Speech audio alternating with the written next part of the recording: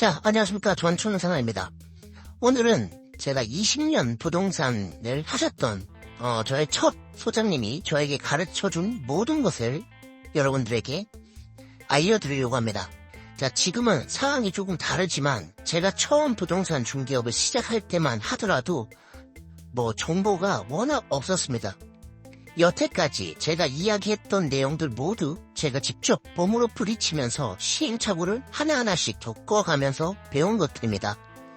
부동산은 일단 모두가 윈윈이 될 수가 없는 그런 시장이므로 다른 부동산과의 경쟁도 그렇지만 사무실 내에서도 모두가 경쟁 상대입니다. 그래서 그 작은 노하우나 방법을 배우기가 애당초 쉽지가 않습니다. 제가 처음 일을 했던 사무실의 소장님은 미팅을 나간 것을 제가 본 적이 없습니다. 계약서를 쓸 때 일을 잠깐 할 뿐 사무실에서 밖으로 미팅을 한 것을 본 적이 없습니다. 기껏 해봤자 워킹 손님이나 돈을 주고 전단지 아르바이트를 시키는 것, 그게 전부였습니다. 저는 사실 주위에 주변 분들의 도움으로 중개를 배웠다고 해도 과언이 아닙니다.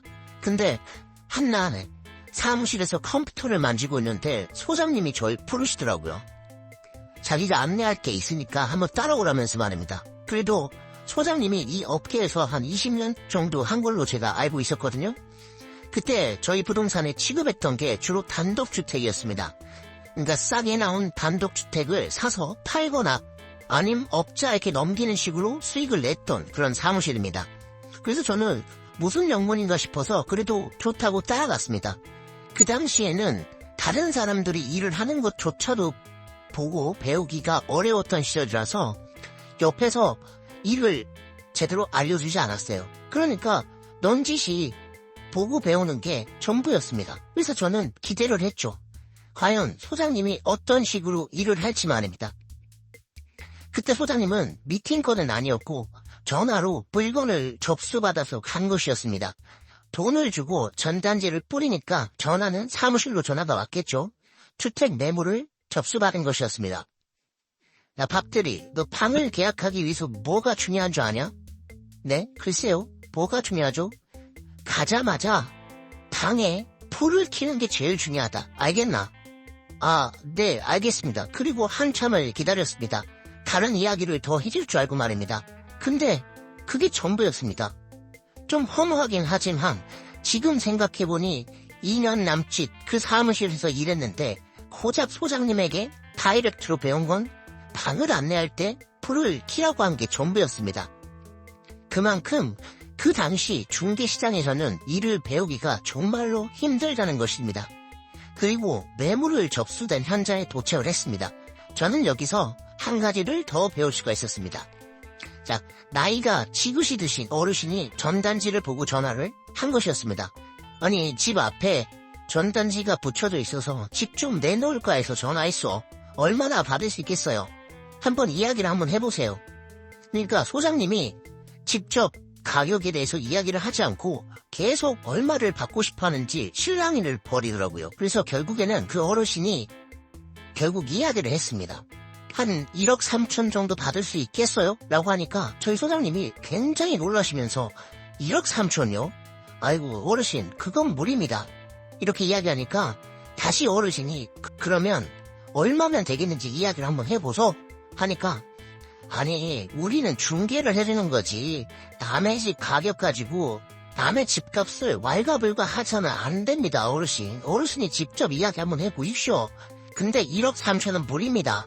라고 이야기하니까 그 어르신이 그러면은 1억이면 팔리겠어 이렇게 다시 물어보시는 거예요. 그럼요. 아이고 어르신 1억 어림도 없습니다. 이 집을 누가 1억에 삽니까? 어르신 요즘 집들 얼마나 좋은지 잘 모르시나 봅니다. 그렇게 하니까 그러면 얼마면 팔리겠어? 또 다시 물어보니까 한 6천? 이렇게 이야기를 하니까 그 얘기를 하는 순간 어르신이 화를 번쩍 내시면서 아니 우리 집이 6천만 원밖에 안 한다고 썩 나가 이 사기꾼 놈들아 이러면서 화를 내시더라고요. 그러자 소장님이 웃으면서 아주 너그러운 얼굴로 아니 어르신 왜 그렇게 화를 내십니까? 이거 전세 아닙니까?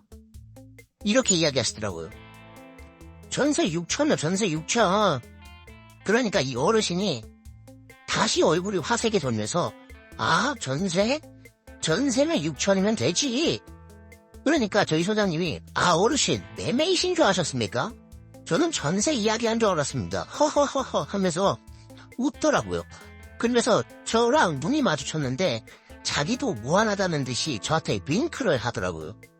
한마디로 모르는 노인네들 가격을 후려치는 걸 보여주려고 했던 것 같습니다. 지금은 이런 게 말도 안 되게 힘들지만 그때 당시에는 가격을 후려치면 후려칠수록 거래가 더 잘 되고 시세보다 훨씬 싸게 매수할 수가 있으면 직접 매수를 하거나 아니면 리모델링을 해서 팔거나 아니면 업자들에게 비싼 가격에 급매 물건을 넘기는 식으로 수익을 많이 내온 걸 저는 많이 봐왔습니다. 저는 사실 뭘 보여주려고 한 건지 알겠는데 사실 저는 영 내키지 않더라고요. 원래 부동산이 정보의 비대칭으로 인해서 예전부터 이런 식으로 수익을 많이 가져왔습니다. 그래서 예전부터 부동산은 사기꾼이다 라고 했던 말들이 저는 조금은 이해가 됩니다. 하지만 요즘은 그런 게 많이 없습니다. 자, 가격을 먼저 이야기하지 마라. 가격을 최대한 깎아라. 뭐 이런 거 말입니다. 지금은 워낙에 정보가 많이 오픈되어 있어서 정보의 비대칭이 많이 사라졌습니다. 하지만 아직도 노후화되어 있는 그런 주택단지들은 이러한 방식들이 여전히 존재한다고 저는 보고 있습니다.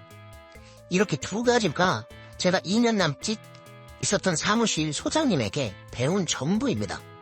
저는 정말로 아무것도 모르는 시절이라 위에서 하는 모든 것들이 당연시하다고 생각을 했는데 지금 와서 생각해보니까 말이 안 되는 것이었죠. 이게 벌써 9년 전입니다, 여러분. 그동안 중개업도 많은 스탠스가 일어났습니다. 시대도 변하고 법도 변하고 거기에 맞춰서 중개의 스탠스도 많이 변화했습니다. 여러분들을 보시기에 어떠신가요? 그냥 웃음밖에 안 나온다고 하실 수도 있겠습니다만은 그 당시에는 저런 내용 하나하나가 사실 굉장히 중요한 포인트들이었습니다.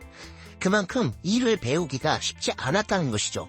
또 그런 것들이 잘못된 일인지도 모르고 저런 식으로 일을 했던 사람들이 대다수였습니다. 요즘은 정보가 너무 많죠?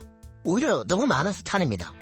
제 영상을 꾸준히 보신다면 적어도 저는 방향성 정도는 제가 알려드릴 수 있다고 생각합니다. 물론 업종마다 디테일하게 부분 다르겠지만 저는 중개 큰 그림에서는 분야가 다르더라도 사람 대 사람이 마주쳐서 나오는 일이다 보니까 더 큰 그림에서 볼 때는 거의 중개라는 게 엇비슷하다고 생각을 합니다. 제 영상들은 제가 직접 몸으로 겪은 제가 느낀 것들을 거짓 없이 고스란히 전해드릴 생각입니다. 구독은 필요하신 분들만 하시면 됩니다. 그럼 다음 영상에선 저 사무실이 급매를 팔아 제낄 수 있었던 업자들, 이 주택업자들에 대해서 이야기를 해보도록 하겠습니다. 감사합니다.